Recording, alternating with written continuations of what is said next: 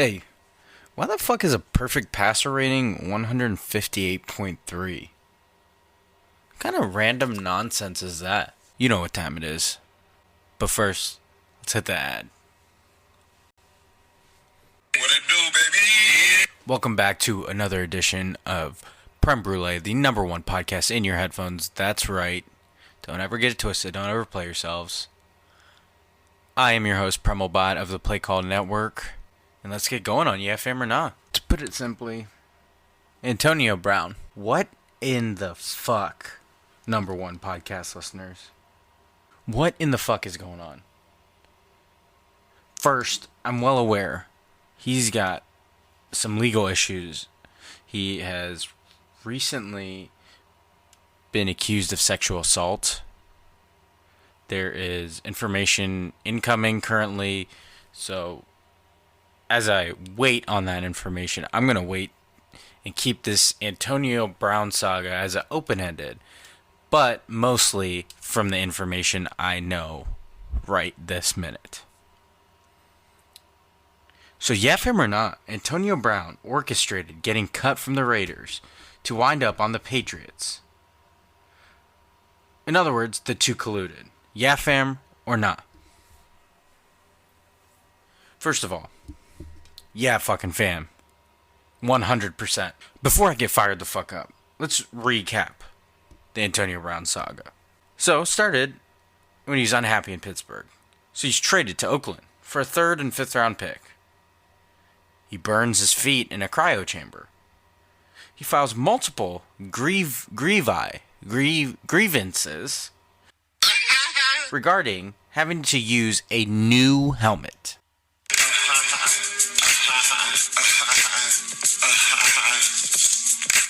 He gets fined for missing practice while he was figuring out his helmet. That's right, his helmet.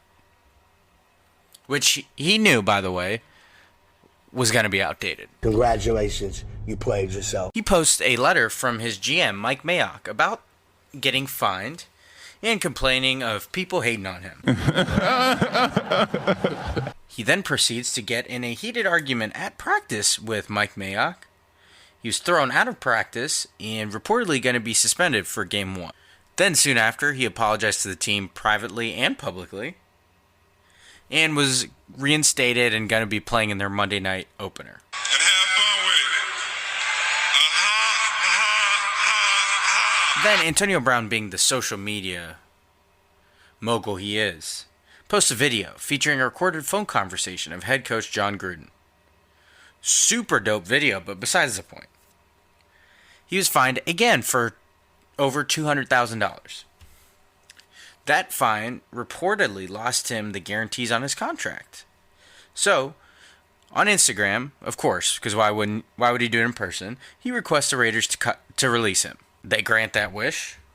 Then he fucking signs with the goddamn Patriots, like every single person thought he would. Petty alert. The New England Tom Brady's. Petty alert. Petty alert. Of all the teams, come the fuck on. The fucking snakes of New England. Petty alert. Petty alert. Petty alert. Got KD out here commenting on AB's post. Snake to snake. One king snake to another king snake. What it do, baby? Nah, fam, no. Fucking all of this. This whole thing that wound him up here. I'm a yeah fam to this being orchestrated. I need you guys to know I'm not a conspiracy theorist, but this shit is straight fishy cakes. The Steelers wouldn't trade him to New England. He does all this, winds up where? In New England on a 1-year, $15 million deal? Oh wait, but it's not just a 1-year deal. So AB gets $10 million guaranteed for signing with New England. And then, reports surface that he has $20 million guaranteed next year. That's right, next year on a team option.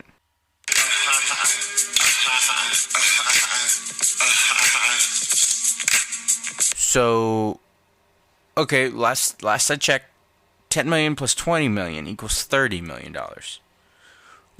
What again was AB's guaranteed money with Oakland? I can't for the life of me, seem to remember what that number was. Petty alert, petty alert, petty alert. Do not even try to play yourself and say shit about the $20 million being about the salary cap or being a team option. The Snakes of New England are going to tell you they need to see how AB acts on whether they give him that team option. This was some slithery shit, fam. Smells like fucking like some salmon-y collusion. No, see, I like salmon. It's too much credit. It smells like some microwave fish in the work break room type collusion. How does someone who did all of this against any team, in any team sport, refusing to think about anyone but himself, someone so fucking selfish, continue to get rewarded? I don't fucking get it. This man has went from the hardest working, most productive wide receiver out of nowhere. We all know the story. Central Michigan, 6th-round pick. And somehow now, he's someone most people cannot stand. He continues to get millions of dollars to implode teams and get his way. He had that whole helmet saga. What does he do? Turns it into fucking endorsement money. This is straight fucking all fishy cakes, fam. The Snakes of New England just got their king snake, Antonio Brown, and I am fucking sick of it. How does... Like, I'm not even a conspiracy theorist. How does something like this happen? I need to find out if there's collusion here. I know that this just seems too... If it seems too good to be true... If it smells like shit, looks like shit, it's gotta be fucking shit, guys. Antonio Brown on the New England Tom Brady's, give me a fucking break. After they wouldn't trade him to the Patriots, it's the same money. I'm no conspiracy theorist. Sometimes shit just slaps you in the face. And have fun with it. Anyway. Didn't expect me to get that spicy right off the bat, but you know how we do, number one podcast listeners. This next one's a little lighter. Yeah, fam or not? Ryan Fitzpatrick is the first player to start for 8 different teams and the first player to throw a touchdown for 8 different teams. Yeah, fam, impressive or nah, sad? Listen, man, I know there's 2 sides to this. Like, this is the ultimate journeyman, but I'm a yeah, fam to this. If 8 different teams want to enlist your services and thought highly enough of you to be a starter, that's pretty freaking incredible. Would I want that to be me? I'd prefer to be set in one place because dude has a family and has at least lived in 8 different cities. Seems kind of nuts. But I'm a yeah fam. Might not ever happen again, but it's impressive. I mean, it's a little bit of both. It's kind of sad. But more impressive. And have fun with it. Now we're on to like you know, like you hate it. This week I'm kind of positive. It's kind of weird for me because it's now into full football season. But stay tuned. I'm sure it's coming. It always does. Likey to the Cowboys offense under Kellen Moore. It looked nice. Now listen, the Giants defense isn't anything special, but it was good to see it look crisp.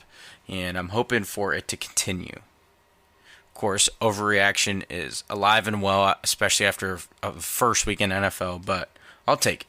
A likey goes to Lamar Jackson after his big Week 1 performance, 17 of 20 for 324 yards and 5 touchdown passes, a perfect passer rating of 158.3, whatever. He said, quote, not bad for a running back, end quote. Sound it.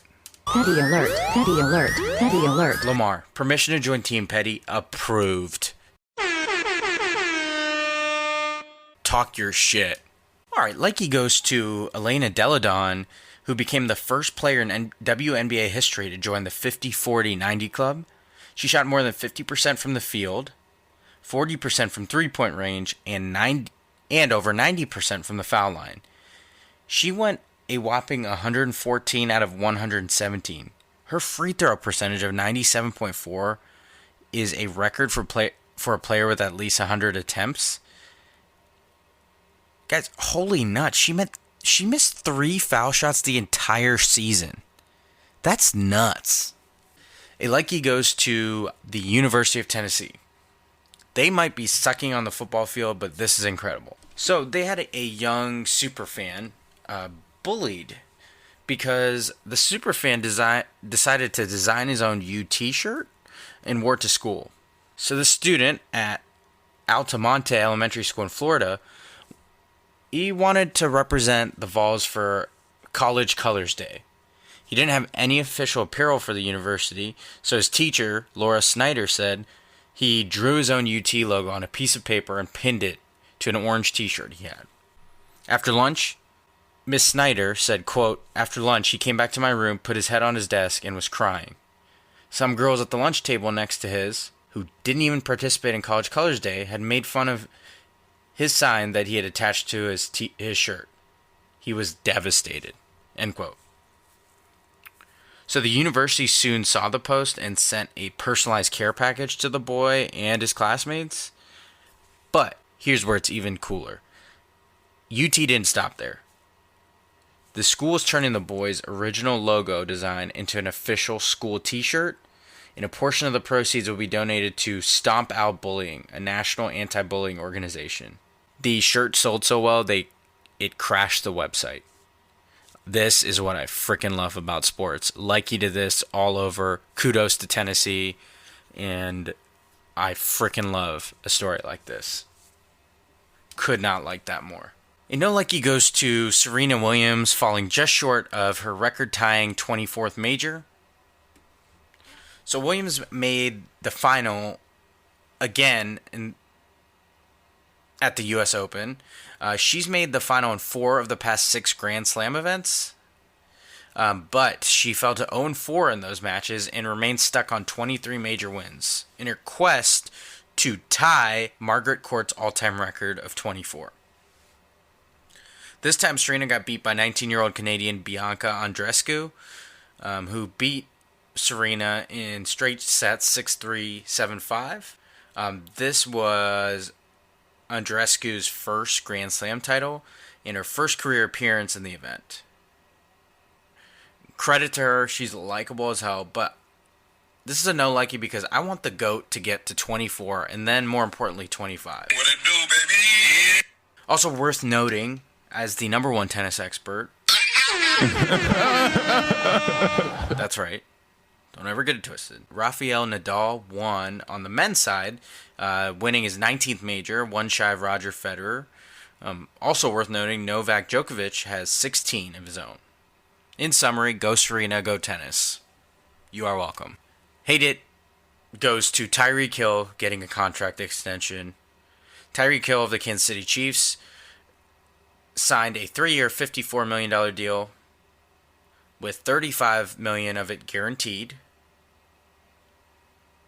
This dude is a shitty human being and gets rewarded with that amount of money and $18 million in salary per year. Congratulations, you played So yourself. we have opposite ends of the spectrum. Why we love sports. UT makes a shirt out of a kid who's bullied. Then, Tyreek Hill, overall shitty human being, gets rewarded with millions of dollars. But hey, that kid got a care package, baby. Not hating on Tennessee, I'm just the difference in sports. And one last hate it goes to Kyler Murray, who's already trying to be like Aaron Rodgers. Now, you may ask why I hate it, or maybe you don't ask. I'm petty as hell. We all know this, but it's not the reason you think. I noticed Kyler Murray in his opening game, his first real game as a rookie quarterback against the Detroit Lions. Kyler tries to call for flags anytime he throws an incompletion, and if that doesn't scream Aaron Rodgers, I don't know what does. God forbid. It's a bad throw, or the play didn't work. We gotta look for a flag. Petty alert, petty alert, petty alert. Hate it. Alright, Joker, you're up. Here we go. It's time for You Played Yourself. My favorite section. And first, I'd like to say, I know we can't overreact after 1 week of football, but I can. You know who you're listening to. Sound it. Petty alert. Petty alert. Petty alert. First up, Matt Nagy and the Chicago Bears. First of all, 3 points. Second of all, Mitch Trubisky. Didn't you tell us how much you love David Montgomery, Matt? Then what did you do? Turn around and give Mike Davis more touches. Not Tree Cohen. I think most people could live with that. Mike Davis.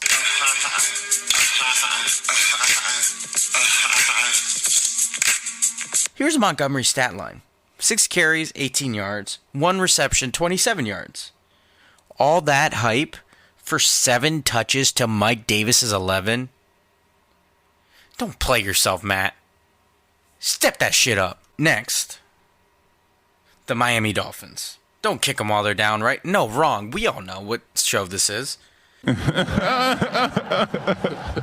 last episode where their head coach, Brian Flores, was on You Played Yourself because he insisted that his team isn't tanking? His team was so sorry in their 59-10 loss to the Ravens in Week 1 that players were reportedly calling their agents requesting trades. But yeah, we're not tanking. Over to college. Jim LeVarbaugh I'm undefeated, never lost. and his Michigan Wolverines took 2 overtimes and some gifted bad calls, including an interception on a goal-to-go scenario that would have put Army up 2 touchdowns. All of this in order to beat Army in 2 overtimes, 24-21. Congratulations, you played yourself. Okay, back to the NFL before we finish with some college football. Well, next up on You Played Yourself is the New York Jets. This team was supposed to be better. You had Le'Veon Bell, and he looks like the classic Lev Bell.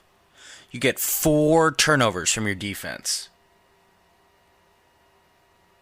You're supposed to compete. You go up 16-0 against the Bills.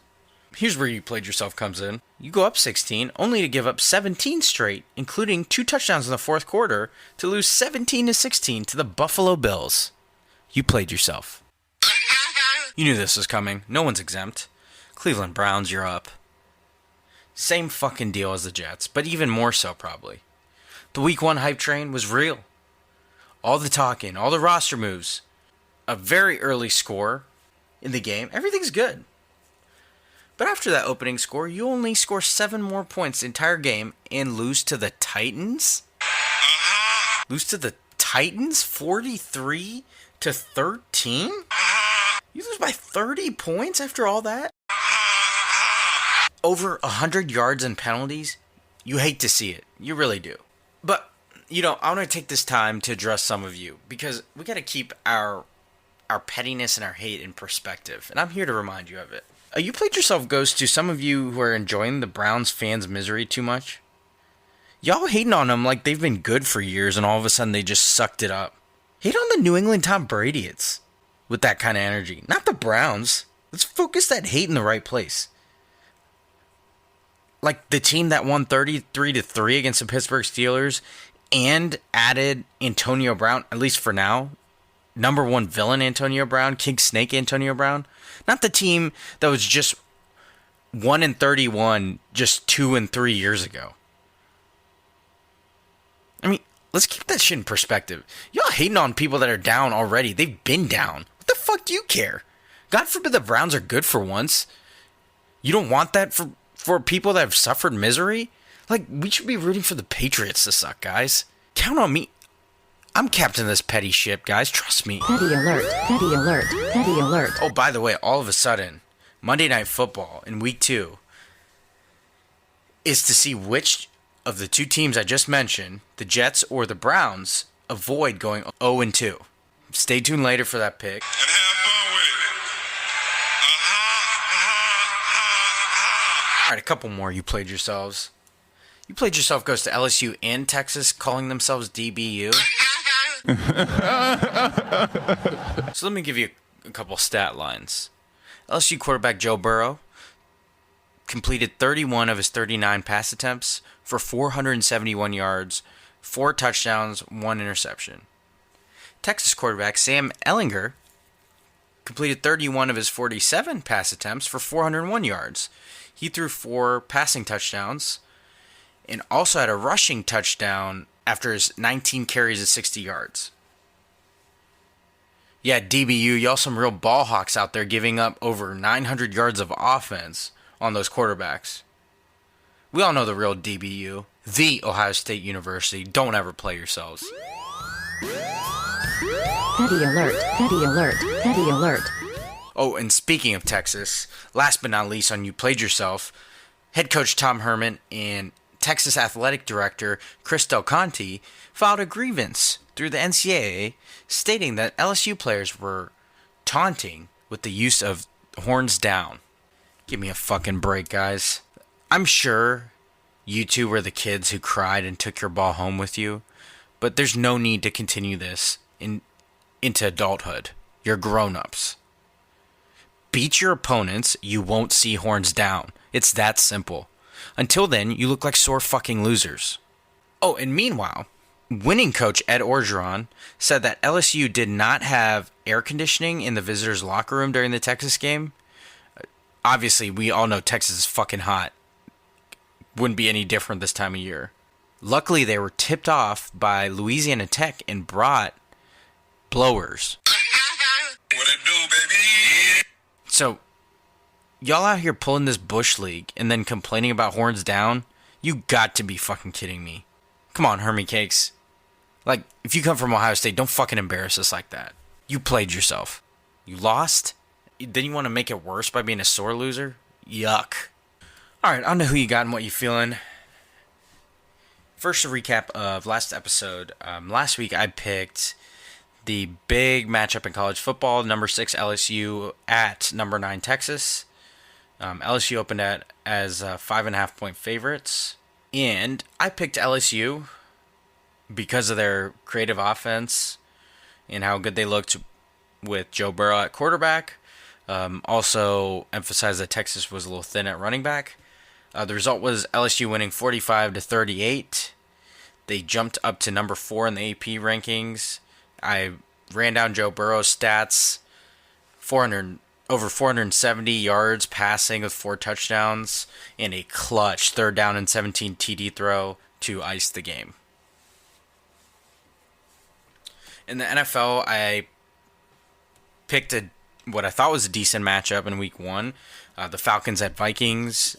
Minnesota's just favored by 3.5. The Falcons, of course, looking to have an explosive offense under Matt Ryan, Julio Jones, and Calvin Ridley. Both teams had Florida State alum running backs coming back from injury. And both teams had pretty great wide receiver duos. I went with Minnesota at home, especially because there were reports that Julio was banged up. The result was that the Vikings won 28-12. And Kirk Cousins only had to drop back to throw 10 times. Had under 100 yards passing. Yikes. Even I didn't see that kind of win coming.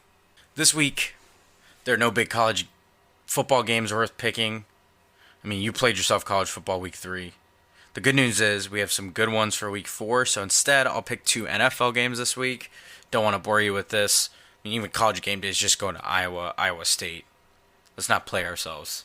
Petty alert, petty alert. In the NFL, wanted to pick a battle of 1-0 teams and a rematch of last year's NFC Championship game.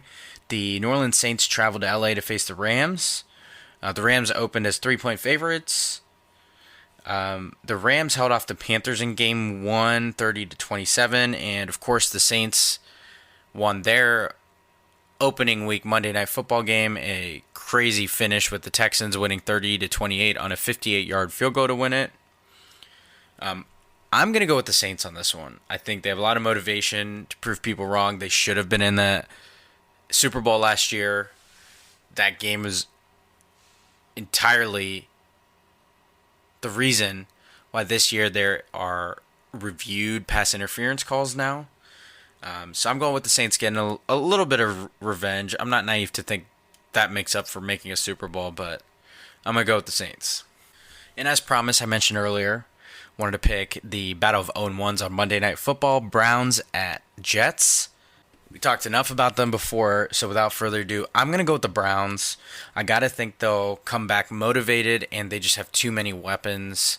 I realize the Jets' defense is great, but the Browns should be able to come at it from all angles. 2 great receivers, a good tight end, a good running back. Hopefully Baker Mayfield shows up way better than he did before. So the Browns don't have too shabby of a defense either. Could probably use Myles Garrett showing up in week 2, though.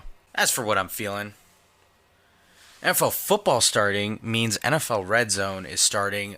Let's fucking go. Also, I usually like to drop some music for you number one podcast listeners. Highly recommend Post Malone's new album, Hollywood's Bleeding. Especially, he has a song featuring Ozzy Osbourne of all people and Travis Scott. Highly recommend if you pick one song to check that one out. And you know how we like to end this. My too much sense, the advice you didn't ask for, but I'm going to give you anyway. This week, I wanted to talk about apologies. They are important, obviously. We all know someone who has trouble officially admitting fault and saying sorry. They might feel sorry, but they have trouble voicing it, saying that S word to come out of their mouth. So they'll often be the type to just move on and try to return the relationship to normal. Make sure those people know you're expecting accountability. If you're one of those people that doesn't tend to say sorry, strive to become one. Just because you don't like it or you don't need a sorry doesn't mean other people operate the same way. Addressing a fault and admitting it is part of a healthy relationship and officially moving on. And that just doesn't mean your significant other relationship, but any relationship. Not officially apologizing can be construed as a method of sweeping things under the rug. It's a no can do, not in the book of Prim. And that's my too much sense for the week. If you owe someone an apology, don't just assume everything's good. Make sure it is. And that's going to do it for another edition of the number one podcast in your headphones. That's right. Don't ever get it twisted. Don't ever play yourselves. I've been your host, Premal of the Play Call Network. This has been another episode of Prem Brulee. As always, I appreciate the support. Please rate, review, subscribe, tell a friend to tell a friend about this podcast. I'd greatly appreciate it. And you know the drill. Check out the other wonderful Play Call Network podcasts. We'll talk to you next time.